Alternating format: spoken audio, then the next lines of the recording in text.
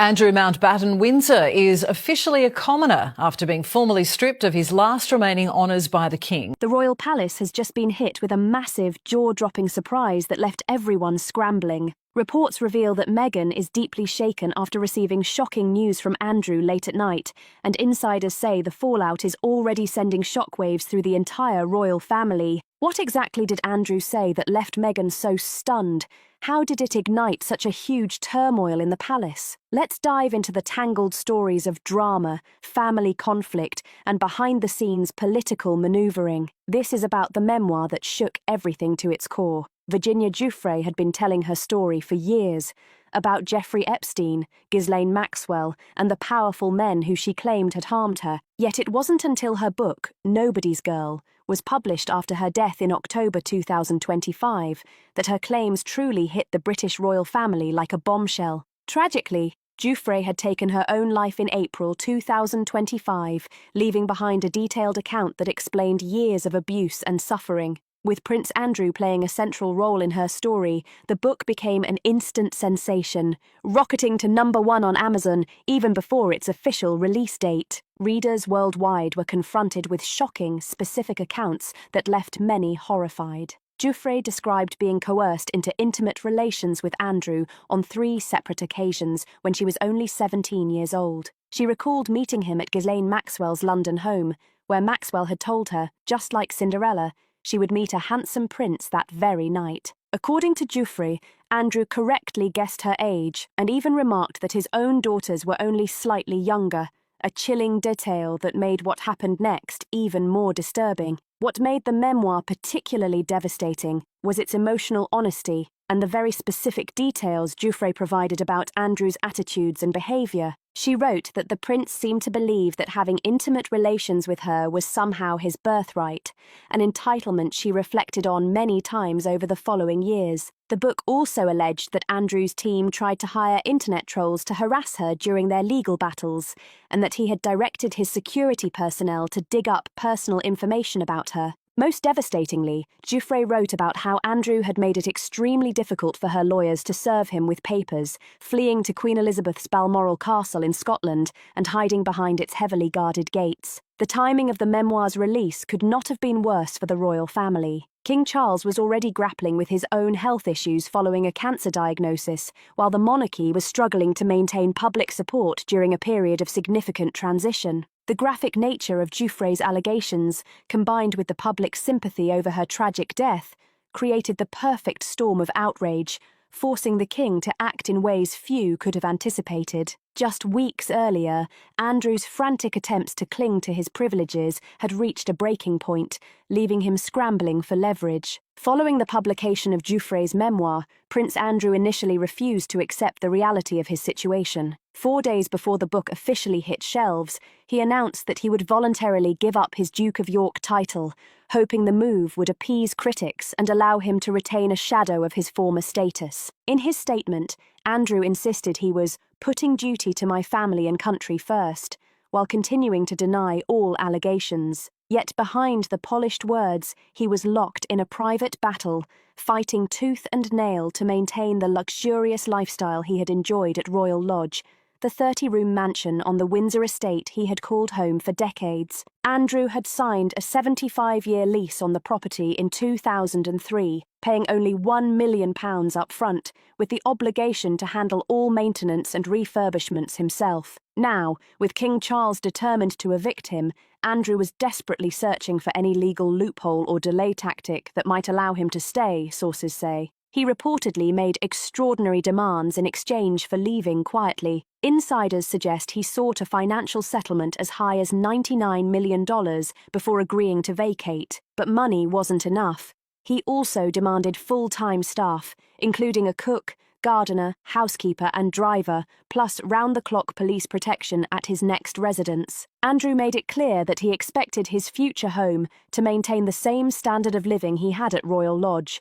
despite no longer holding an official royal role or income beyond his naval pension. The standoff with the king dragged on for weeks, with Andrew exploiting every possible delay to boost his bargaining position. Sources reported that he was particularly worried about the property's poor condition. The Crown Estate had warned him that due to dampness, peeling paint, and structural issues, he might not receive compensation at all, another potential embarrassment for a man who once enjoyed unlimited access to royal resources. King Charles faced a heart-wrenching decision. Stripping Andrew of all royal titles was among the most painful choices of his reign. Despite the scandals and public outrage surrounding Andrew's links to Epstein, Charles had hoped that a quiet retirement would contain the damage. He understood all too well how painful it would be for Andrew to lose everything that had defined him since birth: his identity, privilege, and place in the family hierarchy. By late October 2025, however, Charles realised that small measures were no longer enough. Geoffrey's memoir had reignited public fury,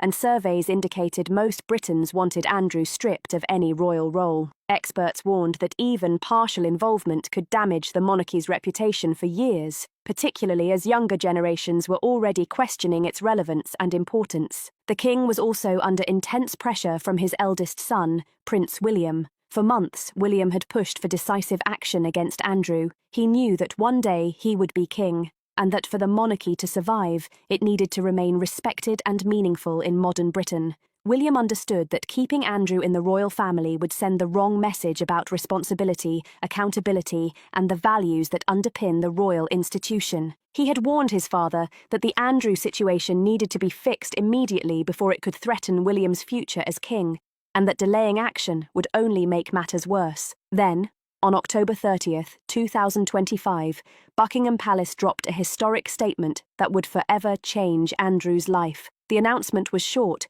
but its impact was devastating and final. His Majesty had launched a formal process to strip Andrew of all his style, titles, and honours. From that moment on, he would no longer be called Prince Andrew or carry the Royal Highness designation. Instead, he would be known simply as Andrew Mountbatten Windsor, a name that erased every visible marker of his royal identity. The statement also gave formal notice that Andrew had to surrender his lease at Royal Lodge and relocate to a private residence. Effectively, this ended his tenure at one of the most prestigious addresses on the Windsor estate. The precedent was extraordinary, and experts in law and royal history pointed out that this was the first time since 1936 that a senior British royal had been so openly sidelined by a reigning king. By invoking a special legal instrument known as letters patent, King Charles demonstrated he was ready to wield every ounce of his authority to protect the monarchy's reputation, even if it required difficult personal choices. The situation gained extra gravity because of the language in the palace statement, which emphasised that these actions were necessary,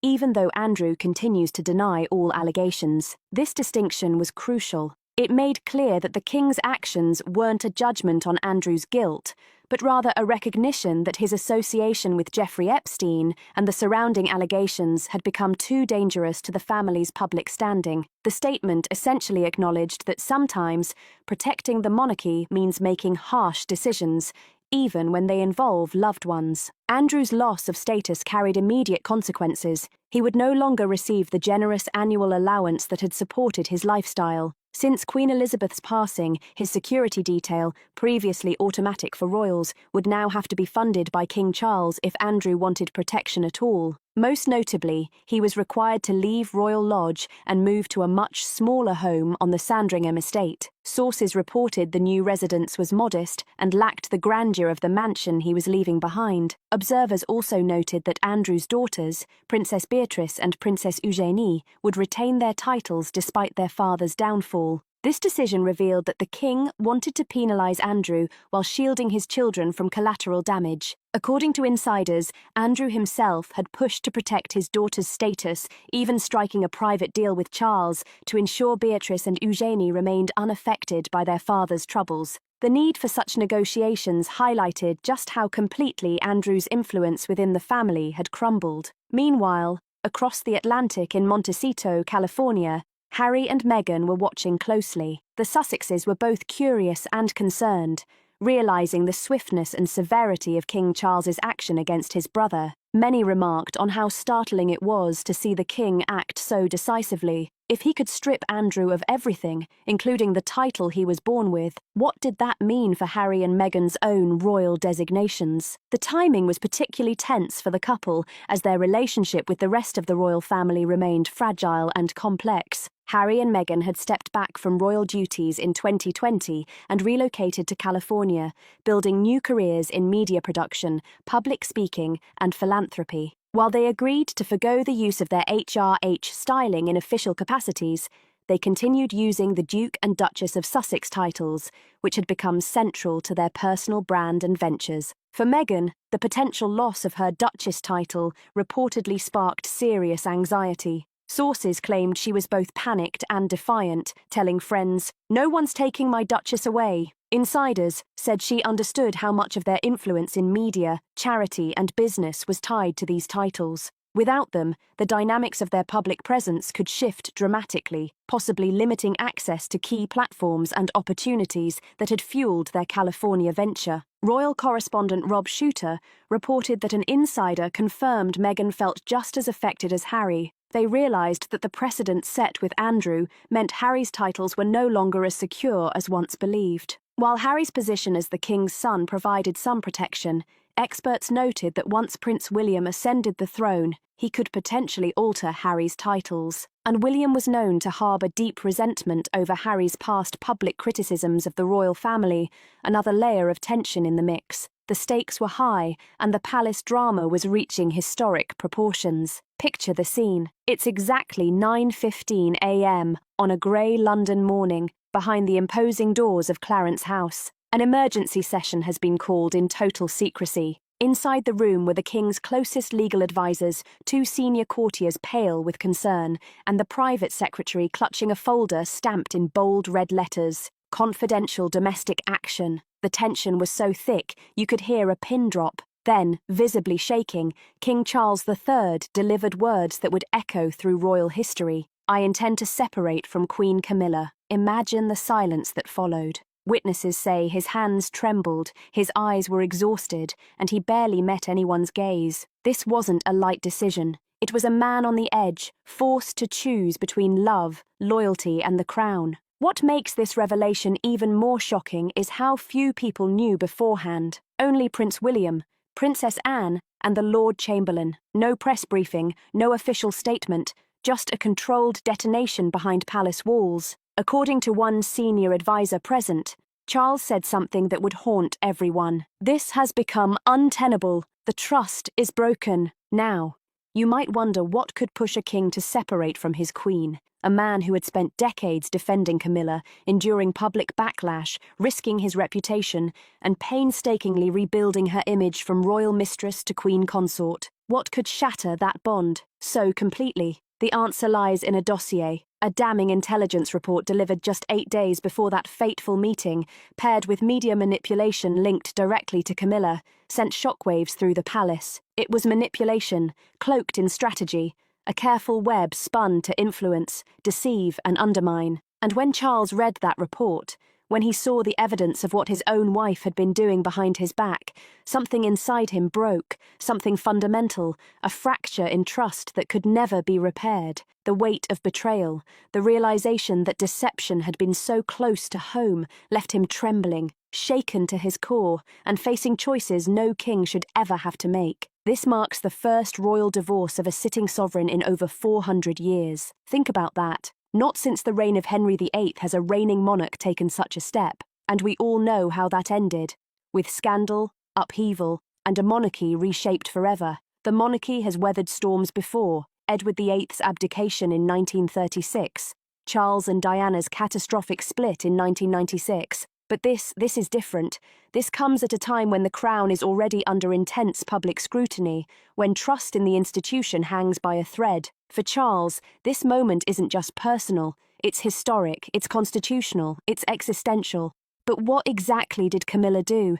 What was in that intelligence report that pushed the king past his breaking point, leaving him no choice but to confront betrayal that went straight to the heart of the monarchy? Let's dive into the betrayal that broke the crown. Prince Andrew's former maid reveals the truth about him. The fall of a royal is never quiet. but few have fallen with as much noise, as much disgrace, or as much public attention as Prince Andrew. Once hailed as the Queen's favourite son, he now stands as one of the most scandal-stained figures in modern monarchy history. His name alone evokes headlines, courtroom battles, and whispered gossip in corridors of power. In 2023, the Crown itself cut ties, stripping him of his honorary military titles and silencing the use of his Royal Highness styling. For a man raised on privilege, entitlement, and expectation, it was a public humiliation unlike anything the House of Windsor had ever seen. But while the world focused on lawsuits, scandalous headlines, and rumoured connections to Jeffrey Epstein,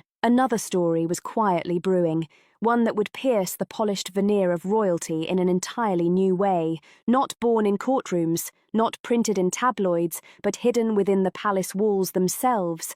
This story came from someone who lived in the shadows of daily royal life. His former maid, Charlotte Briggs, stepped forward with revelations about Prince Andrew that made even his previous scandals look tame in comparison. What she revealed is shocking, intimate, and painfully human, a portrait of a prince consumed by entitlement, obsession, and bizarre personal rituals. So, what did Charlotte Briggs say? Keep watching to find out. Charlotte entered Buckingham Palace in 1996, a 21-year-old from Yorkshire, believing she'd landed a once-in-a-lifetime role in history. At first, her duties were simple: cleaning offices, taking out bins, and sharing small human moments with royals who occasionally showed kindness. She remembered Prince Edward holding the door for her, an act of courtesy she had not expected for 6 months. Everything seemed normal. Then came the assignment no one wanted: serving Prince Andrew. What should have been a mark of trust quickly turned into a nightmare. Andrew,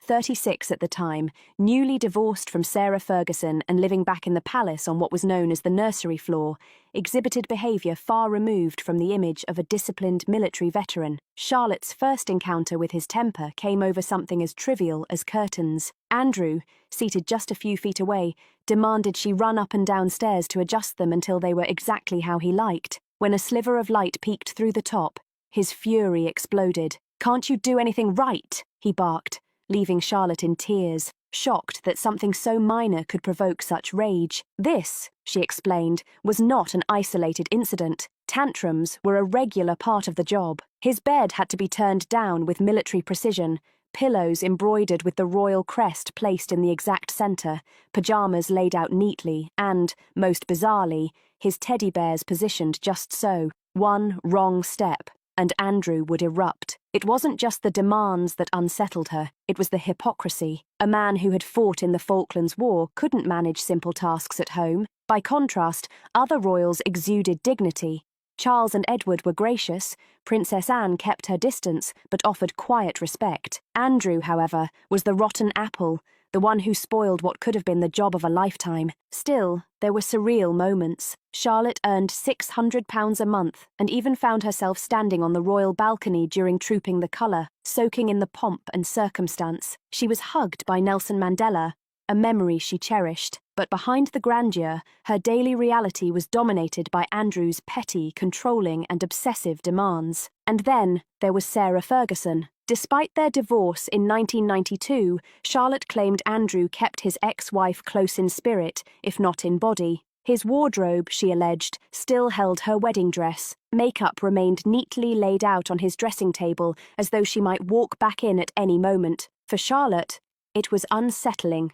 A constant reminder that Andrew had not let go. Even as the world assumed he had moved on, the truth behind palace doors was far more revealing and troubling. Her stories didn't surface immediately. They came years later in 2022, just as Andrew's life imploded under the weight of Virginia Giuffre's lawsuit. Giuffre alleged she was trafficked by Epstein and Ghislaine Maxwell and forced to have intimate relations with Andrew as a teenager. Andrew denied it fiercely, but the damage had been done. Against this backdrop, Charlotte's memories painted another layer of a man who demanded loyalty, obedience, and service, but offered little humanity in return. Charlotte wasn't alone in exposing the strange inner world of the Duke of York. Former palace guard Paul Page corroborated her accounts in an ITV documentary, revealing Andrew's obsession with stuffed toys. His bed, it seemed, was covered with 50 or 60 of them. Maids were given laminated diagrams showing the exact placement of each bear. If one was out of order, Andrew's temper would explode. Even outsiders noticed. Rider Elizabeth Day recalled visiting Buckingham Palace in 2019, noticing an oversized teddy bear perched on a chair. When asked, Andrew laughed, explaining it was a wedding gift from Sarah Ferguson. What might have seemed quirky suddenly seemed alarming when combined with years of testimony about his childish, obsessive behaviour. Through Charlotte's eyes, the myth of royal dignity crumbled. Andrew wasn't just a disgraced prince facing legal battles. He was, in her words, a bad apple. A man so consumed by entitlement that even the simplest tasks became someone else's burden. Her account offered a rare, unfiltered glimpse behind the gilded curtain, revealing a world of control, obsession, and fragile egos that no palace PR team could ever polish. Silence was the chosen response. When pressed about Charlotte's claims, no comment came. It was the same tactic used for decades: ignore, outlast, and hope the noise fades. But times have changed, and the palace could no longer rely solely on tradition to contain scandal and public outrage, leaving Andrew's reputation and the institution itself vulnerable in ways history would remember. Silence, once a shield, now amplifies suspicion. What makes Charlotte's revelation so powerful isn't just the content, but its timing. They surfaced at Andrew's lowest point, when public opinion had already turned decisively against him. Her words reinforced the narrative. The man who once stood proudly beside his mother on the balcony was not a victim of circumstance, but an architect of his own downfall. As damning as Charlotte's account was, it wasn't the only one shaping the story of the Duke of York's unravelling. King Charles's bold move came during the Duchess of Kent's funeral held on September 16, 2025. Senior members of the royal family arrived in sombre black, the Prince of Wales and the Princess Royal, each embodying the weight of royal duty in a time of personal and national loss. But in the days that followed, it was not the ceremony itself that captured the nation's attention. It was a fleeting 7-second moment involving Prince Andrew, the disgraced Duke of York, and his former wife, Sarah Ferguson, the Duchess of York. The short clip, filmed outside St. George's Chapel, showed Andrew speaking to Sarah in what seemed like a brief, cheerful exchange. Harmless gestures on any ordinary day, but devastating in this context. As the rest of the royal family stood in mourning, Andrew appeared relaxed, even amused. Within hours, those few seconds ignited a storm. The footage began spreading across social media almost instantly. By midnight, it had reached over 2 million views. The caption on one viral post read simply, "He's laughing at a funeral." Major newspapers and broadcasters seized on the story. The Guardian described the moment as a stunning lapse of judgment, while the Telegraph called it an optical nightmare for a monarchy already under strain. Within 48 hours, a private meeting was convened at Clarence House. Present were King Charles, Prince William, and Princess Anne. The agenda was short but explosive. The future of the Yorks, the sprawling 30-room mansion in Windsor that Prince Andrew had occupied since 2003, was now on the line. Once the cherished home of the late Queen Mother, Royal Lodge had come to symbolise royal privilege and excess. Maintaining the property cost millions of pounds each year. As one palace insider reportedly told The Times, the funeral was the tipping point. For months, the king had carried on with the same poise and composure that defined him for decades. He smiled before cameras, shook hands with dignitaries, and performed his royal duties as if everything were perfectly fine. The world saw a confident monarch, calm, graceful, and steady. Yet those who looked closer could sense the subtle changes. His once brisk walk had slowed, his gestures carried a weight. His eyes occasionally shadowed with concern. Behind the king's decision lay a broader plan, a quiet but determined effort to reshape the monarchy for a new era, one that values duty, service, and integrity over drama and scandal. King Charles has long been described as favouring a slimmed-down monarchy focused on responsibility rather than spectacle. The Duchess of York found herself once again in headlines as old emails resurfaced, linking her to the late financier Jeffrey Epstein. In the wake of renewed attention, several charities associated with her quietly paused their collaborations.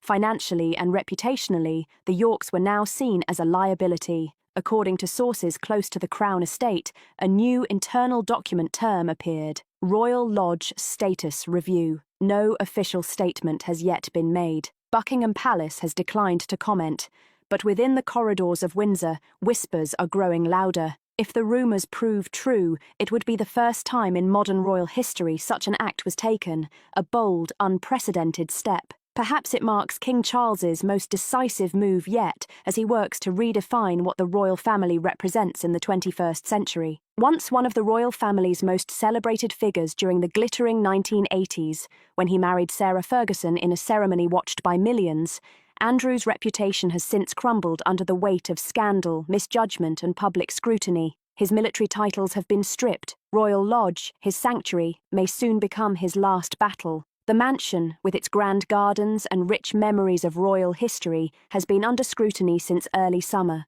The King's advisors have reviewed its financial and structural state, noting its exorbitant costs and how few believe Andrew can responsibly maintain a monarchy in transition, caught between centuries of tradition and the relentless glare of modern media. The world no longer waits for palace statements. It reacts instantly to 7-second clips, viral hashtags, and online outrage. The funeral video may have lasted just 7 seconds, but its impact has stretched far beyond that. What seemed like a fleeting, harmless exchange has forced a confrontation inside the royal household, one about responsibility, image, and the future of the crown itself for King Charles. The decision represents something deeper, something historic, and something that will echo through the ages. Which of these royal stories affected you the most? Do you believe King Charles made the right decision about Andrew, or should family loyalty have come first? Share your thoughts in the comment section. Remember to like, share, and subscribe for more.